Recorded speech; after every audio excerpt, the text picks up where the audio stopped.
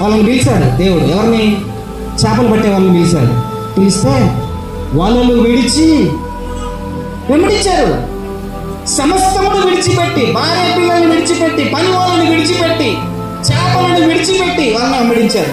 విడిచిపెట్టారంటే ఆవిడ ఎప్పుడే కాలిపోతున్నా మాడిపోయింది. వాళ్ళు వదిలిపెడితే ఏమవుతుంది? వదిలిపెడితే ఏమవుతుంది? అమ్మ వినండి, ఏమవుతుంది? వదిలిపెడితే ఏమవుతుంది? మాడిపోతుంది. అందుకని మాడిపోయేది ఎక్కమని ఇబ్బంది అవుతుంది. కానీ అసలు మొదలు పెట్టడమే తప్పు. మొదలు పెట్టడమే తప్పు, వదిలిపెట్టడమే రైటు. దేవునికి మహిమ కలుగుతుంది కాక. వదిలిపెట్టి వచ్చినటువంటి వారికి దేవుని ప్రత్యక్షత కలుగుతుంది. దేవునికి స్తోత్రం. దేవుని ప్రత్యక్షత కలిగినటువంటి వారే వదిలిపెడతారు. వదిలిపెట్టి దేవుణ్ణి వెంబడించినటువంటి వారు నిత్యరాజ్యం వారసులు. అందుకే కదా వాళ్ళ పేర్లు అక్కడ రాయించాడు. 12 మందిని 12 సింహాసనములు ఎందుకు ఉంచేశాడు తెలుసా?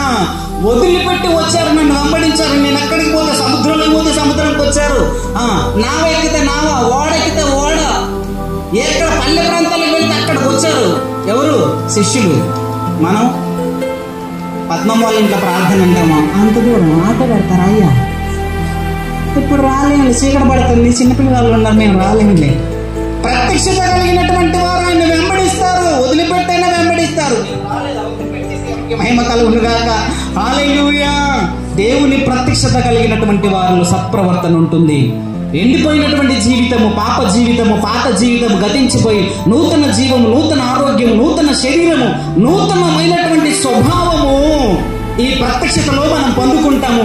మూడవదిగా ఆయనను వెంబడిస్తాము. దేని కొరకు మనం వెంటాడము, దేని కొరకు ప్రాకులాడము, ఆస్తి కొరకు, సంపాదన కొరకు, భార్య కొరకు, పిల్లల కొరకు, ఇంకా దేని కొరకు వెంటబడి వాటి వెనకాల వాళ్ళం. ఒక ఆయన వెళ్ళాడు, యాజీ వెళ్ళాడు. అసలు ఎన్ని డబ్బులు, ఎన్ని బట్టలు, ఆగండియా పుణ్యానికి వస్తాను మీరు బలగండి, మళ్ళీ తర్వాత ఆరాధన చేయొచ్చు, ఆగండి. అయిన తర్వాత మళ్ళీ ఏమేంటి సన్నపునార వస్త్రాలు చెప్పరండి అమ్మా అని ఆరాధన వదిలిపెట్టి, సేవకుడిని వదిలిపెట్టి, దేవుడి సన్నిధిని వదిలిపెట్టి తెచ్చుకోవడానికి పోయింది. చక్కగా పిల్లట పాలు ఏంటది, కళ్ళు మూసుకొని పాలు తాగి నాకేం తెలియాలంటే కదా. ఈయన చక్కగా సొమ్మంతా తెచ్చుకున్నాడు, ఇంట్లో పెట్టుకున్నాడు. మళ్ళీ ఏమైనా వచ్చి అయ్యగారి దగ్గర కూర్చున్నాడు.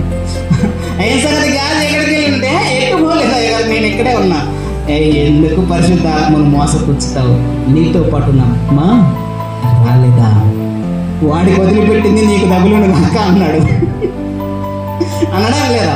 కాకపోతే లాంగ్వేజ్ వేరేగా ఉంది, నేను మాట్లాడే విధానం వేరేగా ఉండొచ్చు. ఆయనకి వెళ్ళిపోయినటువంటి కుష్టు నీకు ఒక్కడికే కాదు. చెప్పండి, నీకు ఒక్కడికే కాదు, నీకును. అర్థం అవుతుంది, జాగ్రత్త. దేవునితో నేనన్నా కాదు, ప్రేమ దేవుని వెళ్ళారు, తప్పుగా అర్థం చేసుకోవద్దు. ఆయన అన్నారు, సేవకుడు అన్నాడు, దేవుని సన్నిధిని, ఆయన ప్రత్యక్షత మనం అనుభవించాలి. మనలో మార్పు రావాలండి.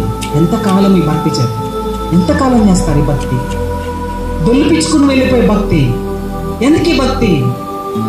సాయిల నగర్ ఒక పాట పాడతారు, వద్దు వద్దు వద్దు ఓరన్నా, ఈ పులుముకున్న భక్తి వద్దురే ఓరన్నా, ఈ అలుముకున్న భక్తి వద్దురే ఓరన్నా.